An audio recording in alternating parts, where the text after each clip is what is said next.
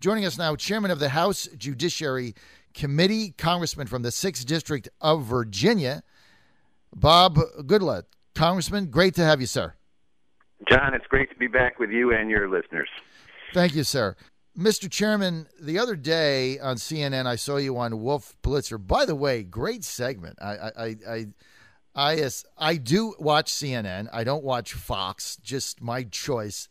And I do like Blitzer, and I thought you did a fabulous job. I'm like, hey, that's my guy, Bob Goodlatte, on there. Anyway, you basically said this $3.7 billion request by the president now, who, by the way, didn't even bother to go to the border yesterday. Instead, he decided to play pool and have a beer in Colorado. You call that a slap in the face. Explain. Well, the president has a duty, and I listened to your reading about the president complaining about the Congress, the House representatives talking about suing him, and he said, I just want them to do their job. I want to do my job. Well, that's exactly what we want, too. The Constitution is very plain on this score. The Congress writes the laws. The president's duty is to faithfully execute the laws.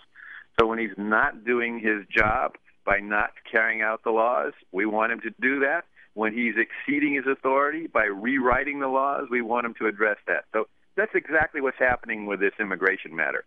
He's trying to shift this over to the Congress and say, oh, this huge problem that we've got, and it is a huge problem, is because my hands are tied. Well, that's just absolute nonsense. The president has a great border patrol. He has a great immigration and customs enforcement agency, and he is restraining them from their being able to do their jobs. And that's what he needs to let go of. He needs to stop abusing his prosecutorial discretion authority and giving administrative legalization to people. He needs to stop releasing criminal aliens, because that sends the message that even criminals, aliens with criminal convictions, are not being deported from the United States. He needs to crack down on fraudulent asylum claims, because that's what's happening with so many of these people coming to the border. He needs to rescind the administration's policy that releases asylum seekers before their claims are proved to be true. Right. He needs to get state and local law enforcement involved in this process, and he has the authority to do that right now by entering into agreements with them.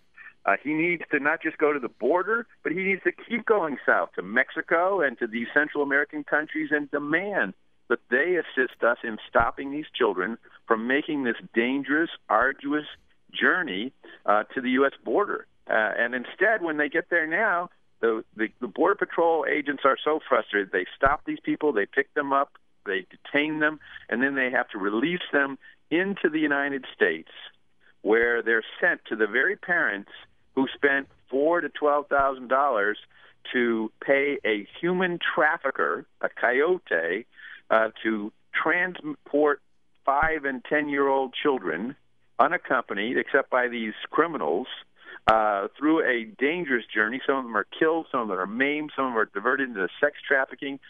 We think a large percentage of the young girls are raped. And then we think that the thing to do is to turn them over to those very parents who are responsible for this in the first place. That message is getting back to Central America that, come on up, they're going to let you in, and that's what's got to stop. The president can do all of those things that I just mentioned and give Border Patrol agents access to federal lands like national wildlife refuges along the border, all of those things without any changes in law. Now, having said that, targeted spending, not $3.7 billion, but targeted spending to accomplish certain things, because there is, after all, a surge and therefore more resources are needed for some things, and targeted tweaks to the law to make it easier to return unaccompanied children to their home countries from Central America, like we do right now for children from Mexico. Those would be good things for the Congress to do, but they are small add-ons to the lack of leadership, which is the real cause of this problem. Certainly not worth $3.7 billion. This is the John Fredericks Show. We're with Chairman of the House Judiciary Committee, Bob Goodlatte, Congressman from Virginia's 6th District. Mr. Chairman, there's some people that are saying, wow, maybe this is really a coordinated effort. Valerie Jarrett, the president, looking the other way. Dreamers, promises of amnesty, welfare. that's sucking some of these kids in. Do you buy into any of that? Well, listen, absolutely. This president has had a policy of lack of enforcement of our immigration laws with respect to families for the entire time he's been in the White House, and he has been looking for opportunities to use his pen and his cell phone to try to rewrite the law. He has given what I call administrative legalization to more than 600,000 people already that the law doesn't allow him to do, and he's doing it under the guise of what's called prosecutorial discretion. Prosecutorial discretion is a good legal concept that says the prosecutor gets to examine that hard case and say, maybe that's not the right case for us to prosecute. And he's taking that and using it to swallow. He's using the exception to swallow the rule. The rule is if you're not lawfully president of the United States, you're supposed to go home, and the government is supposed to send you home if you don't go voluntarily. He's using a discretion intended for the individual case to apply to perhaps as many as 1 million people. And then he says, as a part of his solution to the problem that we're experiencing right now, just go ahead and pass the Senate's Comprehensive Immigration Reform Bill, which, by the way, provides for 11 or 12 million people to get a legal status and then an easy pathway to citizenship. And they get the legal status before anything is done to improve the enforcement laws, like things like mandatory electronic verification of employment or biometric entry-exit visa system or a clear statutory role for state and local governments to help enforce the law with regard to people who are not lawfully here. All of those things could be done, and they could be passed into law and put into effect.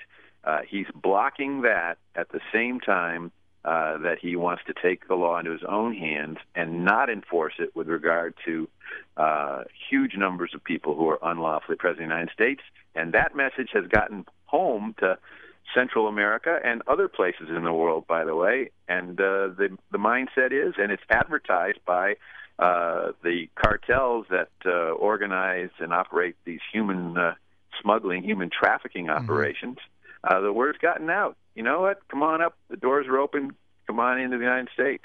That's it. I think you hit the nail on the head. We're with House Judiciary Chairman Bob Goodlatte, Congressman from Virginia's 6th District, Republican, obviously, or he wouldn't be the chairman. Congressman, I want to get to Governor Rick Perry of Texas yesterday, called for two things. He said, look, short term, I can solve this. Pass a law that gets rid of the asylum provision, that because right now, if these young adults under 18 are coming from a contiguous state, they can't get turned away. He says, pass a law in Congress, change that, repeal that, then I'll put the National Guard down there, and that'll stop it. How do you respond to that?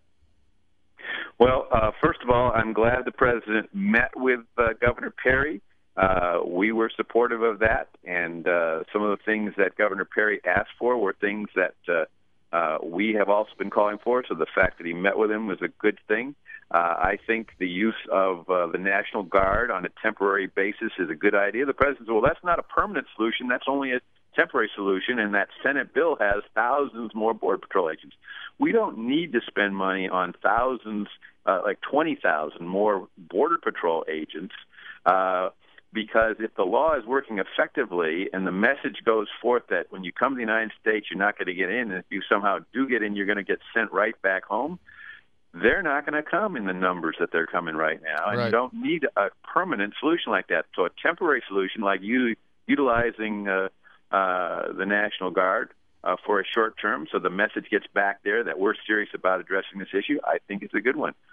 With regard to the tweak to the law so that you can, and by the way, it's the non-contiguous countries that we have the problem with. It's if a child or an adult from Canada or Mexico comes across the border from a contiguous nation, we do this right now. We turn them right back over and send them right back home.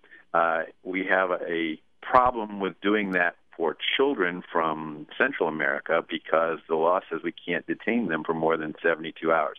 We do need to have a tweak to that law so they can be held in a humane way, in a safe way, until they are turned back over to the government of their own country. And I think that is a much better thing to do than to turn them over to these families that have put them in harm's way in the first place. You can imagine if a U.S. citizen put their child through what these people are paying human traffickers to put their children through, they'd get a visit from social services and have their parental rights at risk. Absolutely. So, this is a travesty of this administration's making, because they're not sending the message that people who are breaking the law are not welcome in the United States, so don't even try to come. Absolutely. If I can transition for a second, Mr. Chairman, I want to get to. I can take one more question. Okay, I've got a lot of our businesses locally in Virginia are complaining about that they face massive unfair competition from internet-based retailers. Obviously, they have a government-sanctioned kind of advantage in the marketplace. And it seems like the only opposition to e-fairness that we can find is coming out of state groups and D.C. lobbyists. What's the holdup on getting this thing done?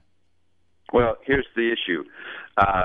Right now, if you have a nexus with a state, so any business in the state of Virginia, for example, has a nexus with the state, and the state can, with its own laws, reach out and say, you got to collect the sales tax for us on the goods that people purchase in your store.